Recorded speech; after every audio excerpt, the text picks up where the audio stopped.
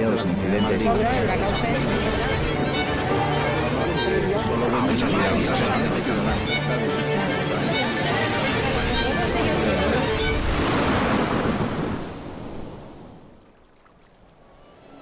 No vamos a levantar la voz para alimentar el ruido. Lo que hacemos es hablar claro. Àngels Barceló, la voz en medio del ruido. Buenas noches. Lo primero que te pido es un seudónimo para arrancar esta conversación. ¿Cuál eliges? Muy bien, gracias, Mara. Elegiría el seudónimo de Jim Hawkins, el grumete Jim Hawkins de la novela de La Isla del Tesoro. Vale. ¿Ese vale? Vale, perfecto. Estás escuchando, ¿no? El mar. Ahora mismo no. Ponte Perdón, los que no tengo auriculares. puestos los cascos. Sí, póntelos. Mira, parece, Hostia, sí. parece puesto para tu seudónimo. Hostia, es verdad. Ahora lo escucho. ¿Cuándo leíste La Isla del Tesoro por primera vez? Pues igual fue con 15 años. O sea, fue una lectura juvenil, pero me parece un... O sea, aparte de un clásico, como todo el mundo sabe, a mí me marcó mucho. Yo soy una persona muy cobarde. Por ejemplo, cosas en mi vida que yo nunca pensé que sería capaz de hacer. Entonces me siento muy identificado con Jim Hawkins en el sentido de que para él es una especie de mentor, el pirata John Silver el Largo. Es una especie de figura que le introduce en el mundo de los adultos, en el mundo de la madurez. Claro, eso tiene en la novela, claro, muchas connotaciones porque, claro, es un pirata. En el fondo es una persona de mala vida y malvada, pero aún así es lo que le hace a Jim Hawkins reunir el coraje suficiente para atreverse a hacer ciertas cosas, y yo en eso me siento reflejado. Una persona muy cobarde que necesita de la figura, aunque sea una figura mental, aunque no sea una figura real, montarme yo mi propia película, fliparme yo mismo para atreverme a hacer ciertas cosas. Sabes que en esta entrevista hacemos un viaje con nuestros invitados, con nuestros gatopardos. Casi siempre el viaje empieza en el mar. Contigo, vamos, nos lo has puesto al pelo. Claro, qué casualidad. Qué casualidad. Pero siempre comenzamos preguntando a los invitados la relación que tienen con el mar. Suelen llevarnos a la playa en la que jugaban de niños, a la primera vez que vieron, que olieron, que sintieron el mar. Solemos arrancar ahí. Lo que pasa es que yo voy a arrancar contigo en otro lugar. Uh-huh. Quiero arrancar en ese avión en el que vas con tu hijo cuando sales después del confinamiento en Madrid para volver a Tenerife, y vas con tu hijo en el avión volviendo a casa. Sí. No sé si tú recuerdas cuando sales de la península desde el avión y empiezas a ver el mar y empiezas a ver tu isla. Claro, pero realmente desde que vine a vivir a Madrid con 17 años, la imagen que me estás describiendo, o sea, es emocionante haberlo hecho con mi hijo después del confinamiento. Haber tenido la oportunidad de volver a estar con mi familia después de esos meses con mi hijo para pasar el verano con ellos. Pero es una imagen que a mí que desde los 17 años, esa imagen de volver y ver la isla según llegas en el avión, es una cosa que te marca. O sea, y lo acabas identificando de una manera muy sentimental de reconocer tu tierra, en un sentido muy literal de la palabra. Entonces de repente, y con los años lo he hecho cada vez más de menos, de sentirme que estoy en mi lugar, en mi sitio. Uh-huh. Uh-huh. Y la verdad es que es preciosa. La imagen de la isla de Tenerife según se acerca el avión, rodeada de mar, es muy bonita. La verdad es que es inevitable de ponerse a mirar por la ventanilla del avión. A mi hijo le encanta. Te voy a contar una cosa que, perdóname, porque a mi hijo le encantan, no sé si esto es un poco incorrecto decirlo, le encantan los accidentes aéreos. En el sentido, hay un programa de televisión que se llama Mayday, Catástrofes Aéreas, que mi hijo lo devora. Mi hijo con 11 años, pero bueno, esto es desde los 7 años, se sabe a nivel técnico muchos accidentes aéreos y te los describe. Te repite lo que él ha visto en el documental. Uh-huh. ¿Y qué le atrae? ¿Qué le atrae? Le atrae pues el propio documental, la información técnica que dan. Me imagino que todo lo que conlleva de catástrofe desde un punto de vista, no sé si decir épico, pero vamos, como algo extraordinario. Entonces se da muchas veces el caso de llegar con mi hijo a Tenerife y él empezar a describir cómo sucedió el accidente de los rodeos. El accidente histórico de los 70 en los rodeos. Entonces uno de era los más graves de la historia de la grave aviación en España. Sí, sí. Entonces imagínate la gente riéndose de los nervios. Entonces la imagen de aterrizar en mi isla con mi hijo recordando aquel desgraciado accidente aéreo, pues imagínate la situación. Es una situación cómica pero dramática al mismo tiempo. Bueno, mira, tengo que decirte que me ha gustado muchísimo el libro que has escrito. No hemos dicho todavía quién está detrás de tu seudónimo. Muchísimos oyentes van a reconocerte porque eres una voz conocidísima para ellos y más en esta casa. Bueno. Pero sí que diré que el epílogo de Vive como un mendigo, baila como un rey, lo ha escrito tu hijo, Mi hijo. de 11 años. Que lo ha escrito él solo, escribe muy bien. Sí, de hecho fue, en el caso en concreto del epílogo, le entrevistamos a mi hijo durante un par de horas y luego transcribimos sus respuestas, todo lo que él nos contestó. Y el dilema que nos encontrábamos, porque él utiliza palabras muy de adulto. Sí. Entonces decíamos, es que no sé si va a quedar creíble transcribir la entrevista tal cual. Él respondió a todo. A todas las preguntas. O poner palabras más infantiles para que quede más verosímil. Al final decidimos que no, que hablaba a su manera y había que transcribirlo así. Javier. Y Javier, mi hijo, emplea es que hablas con él. Él es una persona mucho más responsable que yo. A veces yo, que soy muy tonto, yo tengo un régimen de visitas con él. Entonces el tiempo que podemos pasarlo, intentamos pasar lo mejor posible. Tardes, fines de semana, y a lo mejor yo le voy a recoger a Móstoles, donde él vive con su madre, y yo en la 523 o en el taxi o en el metro, yo ya voy haciéndole, intentándole hacer gracias para pasarlo bien. Y él me para los pies, dice, papá, por favor, aquí no, luego en casa lo que tú quieras. Ay, es muy tierno cuando cuenta, la verdad, mira, no lo voy a contar, pero lo de cagar. Lo de cagar. Sí, cuando dice, ¿no? Pero no sé si no lo vamos a contar esto, Bueno, porque no aunque sé. está en el libro, cuando quiere acercar, no digas en alto, que él en el epílogo Claro. viene a decir, mi padre es muy famoso porque me lo dicen algunos compañeros, aunque en mi cole tampoco le conocen tanto, Claro. le para a la gente por la calle, pero bueno, tampoco es tan gracioso, ¿no? Él me lo dice y yo para mí es una fortuna que mi hijo diga eso, o sea, él pasa de mí totalmente. Y él me lo dice a la cara, dice, papá, no eres demasiado bueno haciéndome reír. Y él me vacilaba muchísimo con ese tema. Además, él es mucho más gracioso que yo, me acuerdo, pero mil anécdotas. Me acuerdo una vez, como tú dices, que la gente nos para por la calle y él se queda detrás. Entonces alguien quiere hacerse una foto conmigo por la calle. Y el otro día, por ejemplo, él se quedó detrás y le escucho decir, dice, papá, si yo salgo en la foto, a mí que me pixelen. Como si, él no quiere saber nada de mí, por favor. Bueno, a ver, detrás Entonces me estaba- parece lo mejor, sinceramente, lo mejor que un hijo puede demostrarle a su padre es que no le necesita para nada.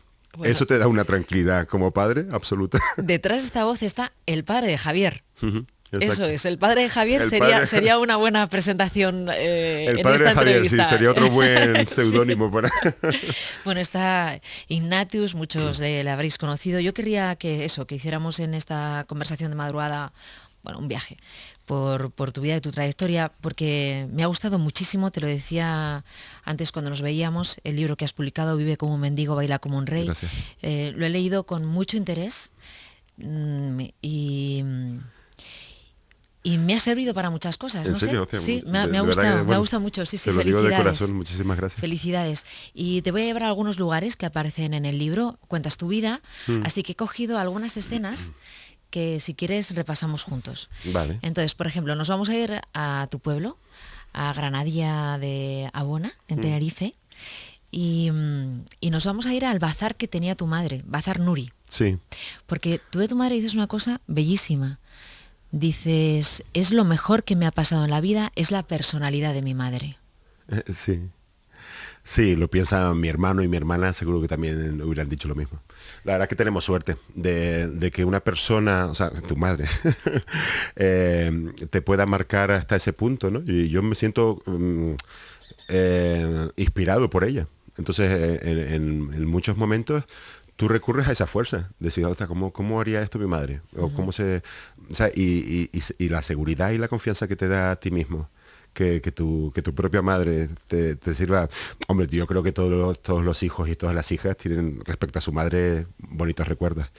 Pero esa ayuda continua y esa inspiración para mí es absoluta.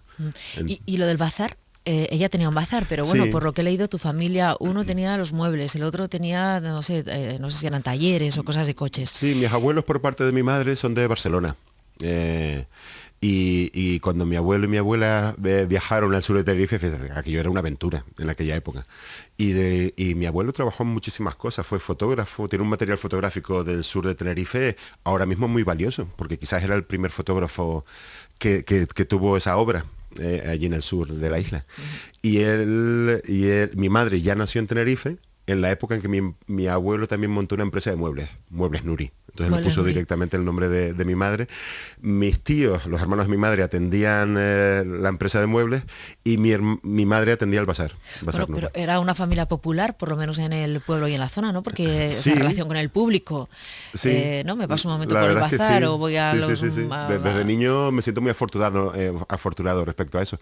Además que mi abuelo, por la mentalidad a lo mejor que podía tener, la empresa de muebles la construyó con las viviendas donde iban a vivir sus hijos. Entonces yo con mis primos nos hemos criado todos en el mismo edificio, puerta con puerta. Entonces tengo una relación realmente como hermanos. Entonces de ser una familia tan numerosa y por el otro lado de mi familia igual, por la familia de mi padre con el mismo vínculo tan estrecho.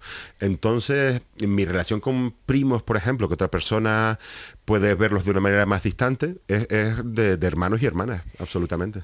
Ignatius, ¿cómo era tu padre? Con el que dices que te encantaría poder volver a pasear, por no sé si por la orilla de la playa o ir tranquilamente charlando. ¿Cómo era? Sí, mi padre... somos muy parecidos. A nivel físico somos como dos gotas de agua.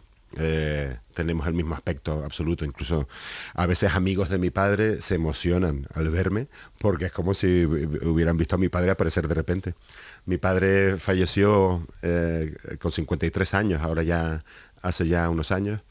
Y yo con el tiempo, claro, porque yo me vine a Madrid con 17 años. Y yo siempre he sido una persona, incluso en la infancia, que le gustaba disfrutar de mi soledad. Entonces realmente no he compartido un tiempo con mi padre como lo pueden haber hecho mi hermano o mi hermana. Y eso sinceramente lo echo de menos. Y ese es otro sueño, fíjate que lo comento en el libro, es otro sueño que se me repite. Que sueño con mi padre y que hablo con él. Y tenemos conversaciones. ¿Qué le cuentas? Bueno, nos contamos un poco, no creas que sean cosas muy trascendentales, pero en el sueño lo sientes de una manera muy vívida, muy real, que de repente estás compartiendo ese tiempo, luego te despiertas y te parece mentira que fuera un sueño, porque lo has vivido, como digo, lo has soñado de una manera muy real. Y entonces eso realmente es reconfortante, poder disfrutar de ese tiempo, aunque sea a un nivel onírico. Decía Jorge Luis Borges que el sueño es la patria de los muertos. Y realmente es una frase que siempre me llamó la atención, pero en este sentido, hablándote de mi padre, no sabes lo estrecho que he sentido ese vínculo y lo real que he sentido esa frase. O sea, de poder compartir tiempo de esa forma con mi padre, que siempre es una cosa que yo he echado de menos. Realmente. Hay una cosa y luego con el tiempo, perdóname, me he dado cuenta de que no solo a nivel físico, sino a nivel temperamental somos muy parecidos. Muy parecidos. Hay una cosa que tienen los sueños, sobre todo eso, cuando sueñas con muertos, que ellos vuelven a vivir a tu lado, vuelves a olerlos, vuelves a sentir su piel, vuelves a oír su voz. Sí. Y es tan nítido y tan real que cuando despiertas te da la sensación de que has estado verdaderamente con ellos. Eso, estando despierto, es imposible que ocurra por mucho que pienses estando o imagines. No puedes... Solo pasa en el por sueño. Por supuesto que yo recuerdo a mi padre y pienso en él, pero esa sensación física de que te da al estar soñándolo, ya te digo, es una cosa que te parece increíble en ese momento. Es la patria de la que hablaba Borges, efectivamente. Mira, ponte los auriculares, Ignatius, por favor, porque ahora te voy a llevar a otro lugar donde, no sé, quizá podría sonar esta música. Adivino el parpadeo de las luces que a lo lejos van marcando mi retorno. Son las mismas que alumbraron con sus pálidos reflejos hondas horas de dolor. Y aunque no quise el regreso, siempre se vuelve al primer amor. Carlos Gardel, ¿no? No sé si te está llevando a la casa de tu abuela. A la casa de mi abuela, es que a mí me dio, fíjate lo tonto que soy yo. Con 14 años mi abuelo falleció en aquella época, y yo, bueno, también para que mi abuela no estuviera sola, yo dejé, porque vivíamos en el pueblo, ¿sabes? Era a pocas calles estaba la casa de mis padres, pero yo empecé a vivir con mi abuela. Y me acuerdo de empezar a usar la ropa de mi abuelo. Eso, claro. que yo era un niño de 14 años que iba al instituto de mi pueblo vestido con jerseys de abuelo, con los pantalones de mi abuelo, y con las camisas de mi abuelo. Yo era al bromeo diciendo que yo era el primer hipster. Pero claro, ¿en qué momento, Ignatius, tú vas a casa de tu abuela, que era una casa grande, Sí. tu abuela, claro, al enviudar vas a vivir con ella? Exacto, y me Pero acuerdo que me dio ¿en qué eso. momento uno abre un armario y dice, voy a probar esta camisa de mi abuelo? Fue idea de mi abuela más bien, como diciendo, mira, para aprovechar aquí, ¿te gustaría ponerte este jersey de pic? Y yo aparecía como un bohemio, porque además me dio por pintar en esa época. Yo pintaba en el ático de la casa de mi abuela, tenía una especie de guardilla, yo pintando al óleo con la ropa de mi abuelo, escuchando a Carlos Gardel. Me compré cintas de Antonio Machín, que yo me acuerdo en aquella época de yo, la primera chica con la que yo empecé a salir, una chica que conocí en el mismo instituto de mi pueblo, de quedar con ella y yo poniéndole a la pobre Antonio Machín, Carlos Gardel, y ella mirándome como diciendo, mira, por favor, esto no. Y yo con aquella idea del romanticismo, que yo creo que ella me miraba como diciendo, mira, lo nuestro no creo que vaya a funcionar. Bastante fue que me aguantó 2 meses. Ignatius, tú dices en el libro, y sale así con bastante frecuencia, que has heredado la parte sentimental, que eres un sentimental. Sí. Bueno, en el sentido de lo que te decía, por ejemplo, de mi padre, sí, yo creo que compartimos ese temperamento sentimental, en ese sentido. Soy una persona, me imagino que tiene sus cosas buenas, pero me cuesta medir bien las cosas, me cuesta ver el lado objetivo y más analítico, más racional de las situaciones. Me dejo llevar un poquito. Me imagino que, bueno, cada uno es como es. Cuando llegas a Madrid, a la universidad, a la Complutense, año 1991, Sí. también te describes como lo más exótico que ha llegado allí. ¿No?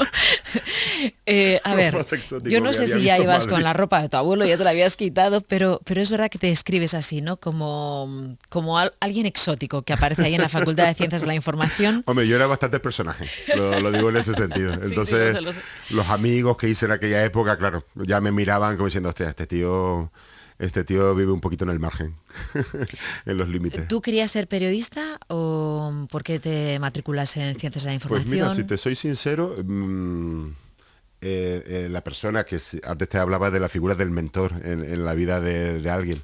La persona que fue, desde luego, mi mentor absolutamente fue Agustín Miranda, mi profesor de música y ética en el instituto de mi pueblo. Y él empezó a hablarme de cine en aquella época. Me acuerdo, fíjate tú, que esto tú lo cuentas ahora y es una cosa denunciable. O sea, yo pasaba las noches en el instituto de mi pueblo con mi profesor. Entonces, esto ahora sería Solos. una cosa No, tabú, claro. absolutamente.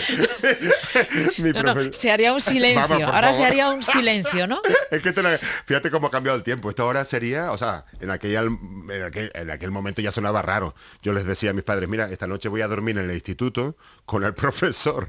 Claro, y mis padres, sí, tal, bueno, te miraban, pero eso ahora sería algo proscrito. Él vivía en Santa Cruz y para no pagarse una casa, un piso de alquiler, el tío era tan impresentable que dormía en el propio instituto. En la sala de profesores, Eso te iba a decir, en el en un sofá, sofá. se quedaba a dormir. Y alguna noche dijimos, joder, pues, ¿te gusta Woody Allen? ¿Te gusta Fellini?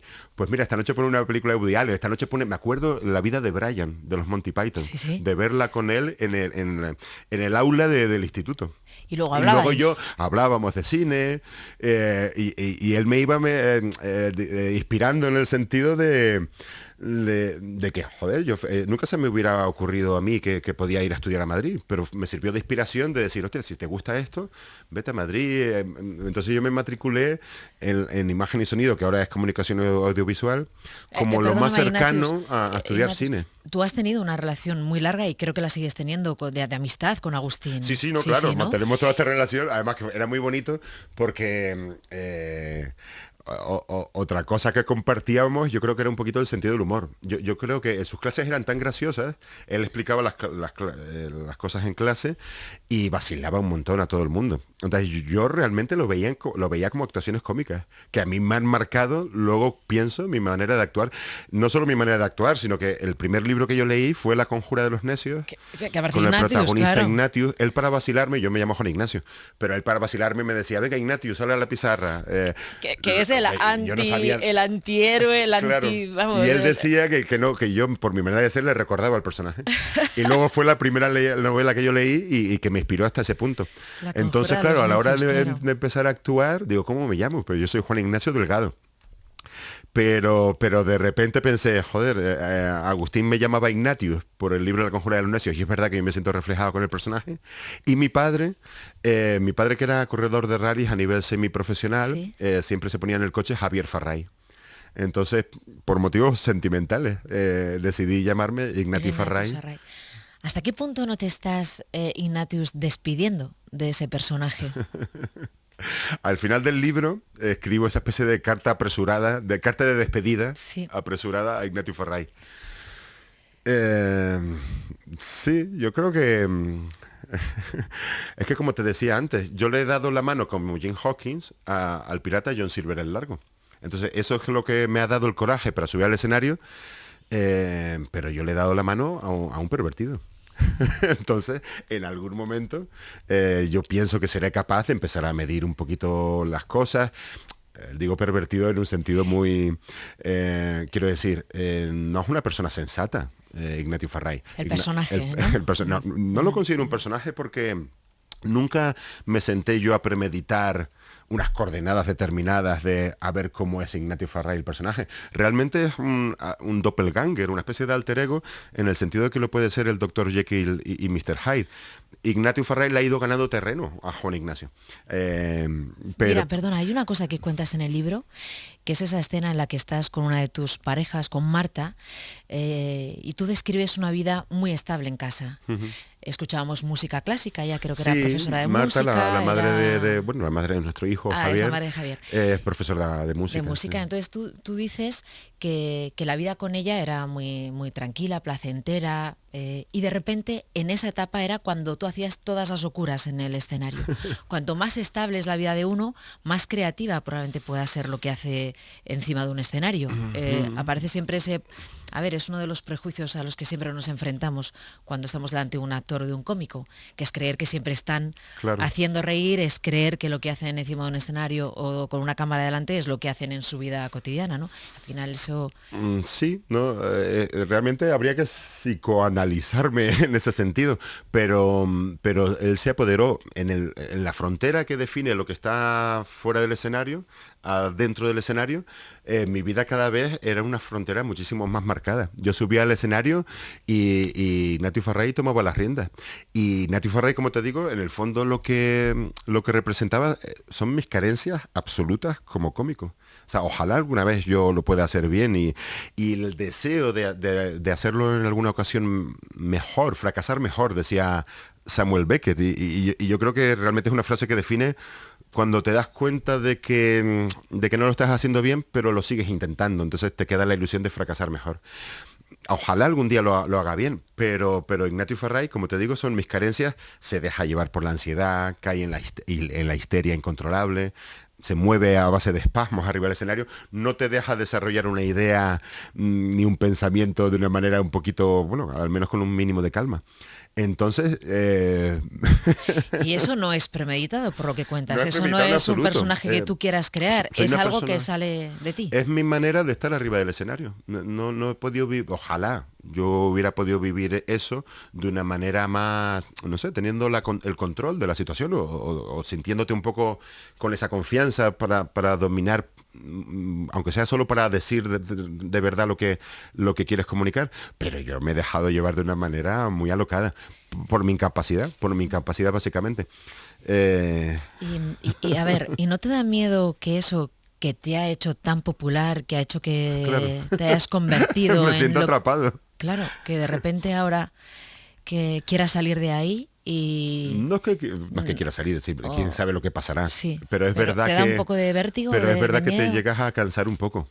Lo que también cuento en el libro es todo muy paradójico porque es verdad que Ignatius Farray le está dando una buena paliza a Juan Ignacio. Si estuviéramos en un combate de boxeo encima del ring. Lo paradójico es que cuanto más arrinconado me tiene ese personaje, por decirlo así, Ignatius Farray, al estar arrinconado y ya sentirme totalmente derrotado, es el momento en el que yo reúno un poquitito de coraje para plantarle cara, ¿sabes? Solo en ese momento. Solo. Y lo he hecho así a lo largo de toda mi vida. No te quiero decir de que mi vida haya sido una vida de mierda, me siento muy afortunado, pero ha habido momentos en los que realmente yo estaba totalmente desnortado y sin saber realmente qué hacer. Gracias a esos momentos yo reuní el coraje suficiente como para ahora, aunque sea tener el orgullo de decir, me he podido ganar la vida profesionalmente con la comedia, que era mi ilusión. Eso no lo hubiera tenido si yo no hubiera estado tan desorientado y tan desnortado en aquellos momentos, cuando yo vivía en Londres, etcétera. O sea, a veces hay que invertir en la pérdida. A veces a veces esos momentos, se dice, ¿no? Popularmente hay que tocar fondo para coger impulso, o como se diga. Pero es verdad que esos momentos de estar un poquito en el abismo son los que te hacen reaccionar de cierta forma. Yo creo que si hubiera tenido una vida más acomodada o si hubiera tenido un trabajo, nunca me hubiera atrevido a intentarlo, esto como cómico, que en el fondo es una locura. Hay una frase que recoges de Murakami, no la voy a citar exacta, ¿no? Que es lo del destino. El destino se intuye mirando hacia atrás. Sí, mira, claro, habitualmente pensamos en el destino como algo que está delante de ti. Y en realidad me llamó la atención esa frase, porque el destino es mirar hacia atrás. Tú vas en tu coche, digamos, por utilizar la metáfora, pero estás mirando por un retrovisor a cómo ha sido tu vida. Y en esos recuerdos encuentras tu destino. Realmente pienso que el destino existe. Y de alguna manera es mágico. Se recogen muchas obras de la literatura, en Macbeth, por ejemplo. De una manera fantasmagórica, algo te hechiza y a ti te da por pensar de que tu vida te encamina hacia eso. En algún momento de mi vida me dio por pensar que mis pasos me encaminaban a ser cómico. Y lo viví como un destino. ¿Y ahora? ¿Esos pasos?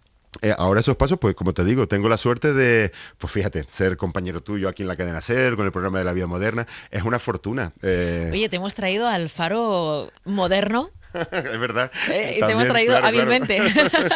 Entonces, para La Vida Moderna. Ya te digo, tengo la suerte de poderme ganar la vida con esto, y ojalá esto dure. Yo sigo con la ilusión de algún día hacerlo bien. Hasta ahora la sensación que me queda es de haber fingido, esperando que algún día me salga bien.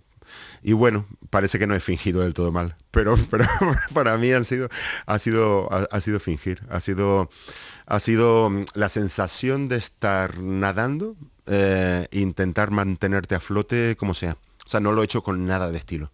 No lo he sabido hacer con estilo. Simplemente ha sido una ambición de mantenerme a flote como he podido. ¿Es verdad que pides perdón muchas veces cuando terminas de hacer una función? Continuamente. Eso lo digo del libro también, es verdad.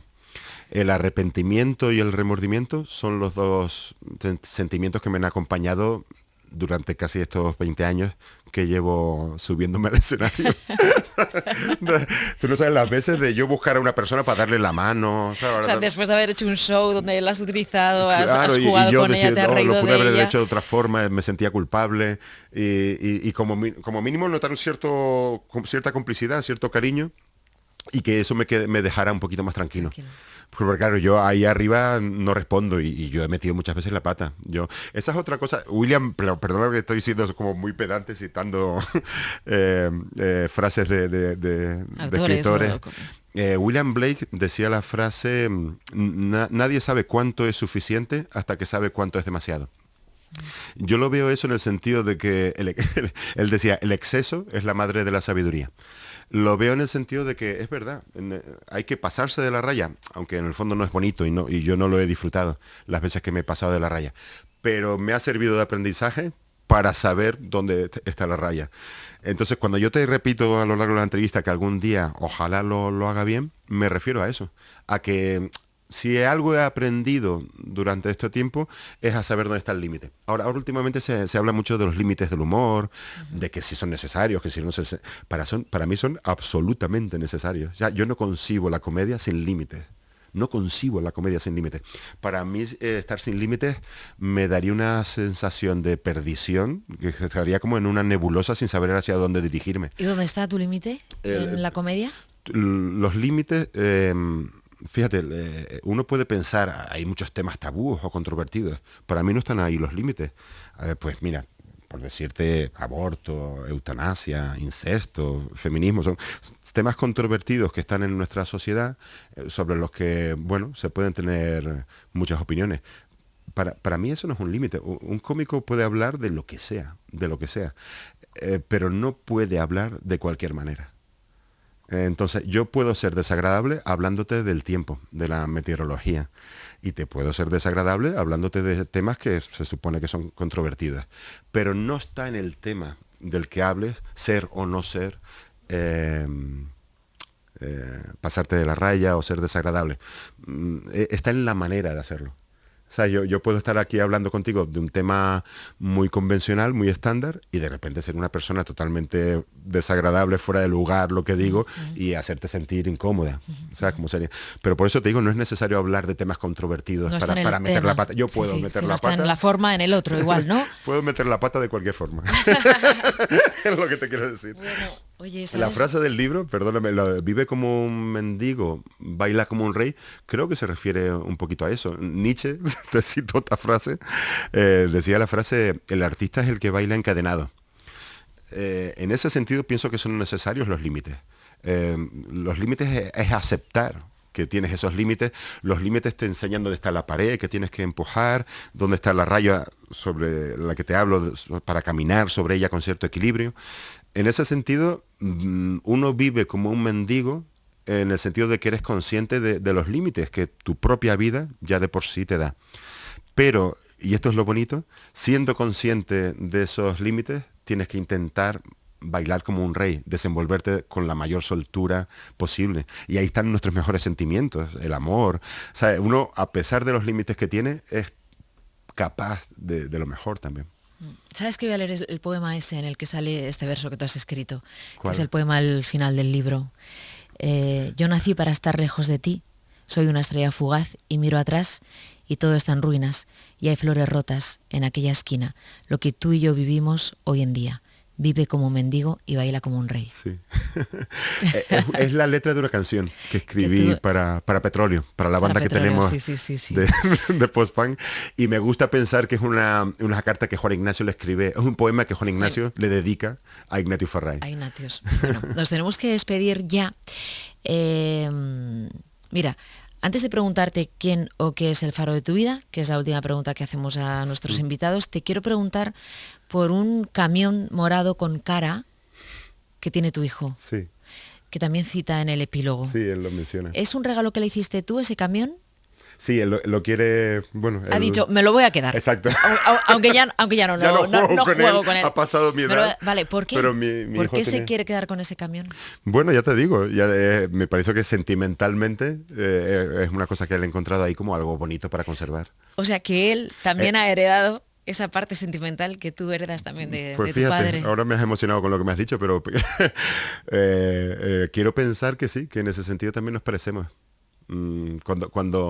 Cuando empezamos a disfrutar del régimen de visitas que te comentaba antes, mi hijo, fíjate que él nunca me ha visto actuando, y de repente me dice, papá, tú y yo podemos formar un dúo cómico. Digo, ¿cómo un dúo cómico? Dice, sí, nos vestimos igual. O sea, él en su mentalidad ha visto que para ser un dúo cómico hay que vestirse igual. Dice, nos vestimos igual y hacemos un dúo cómico. Y me dice, y ya sé cómo nos podemos llamar. Digo, ¿cómo nos podemos llamar? Dice, nos podemos llamar Ignatius ya no está solo. Me emocionó totalmente. O sea, y antes de que me sigas preguntando por el faro, te debo decir eso, que mi hijo es el faro de mi vida, absolutamente. Juan Ignacio, empezamos siendo el protagonista de La Isla del Tesoro, Sí. luego te has convertido en Ignatius, y ahora te voy a despedir como Juan Ignacio. Muchas gracias. Gracias por darme esta oportunidad de ponerme sentimental. Gracias por haber venido al Faro. A Buenas ti. noches. Un beso.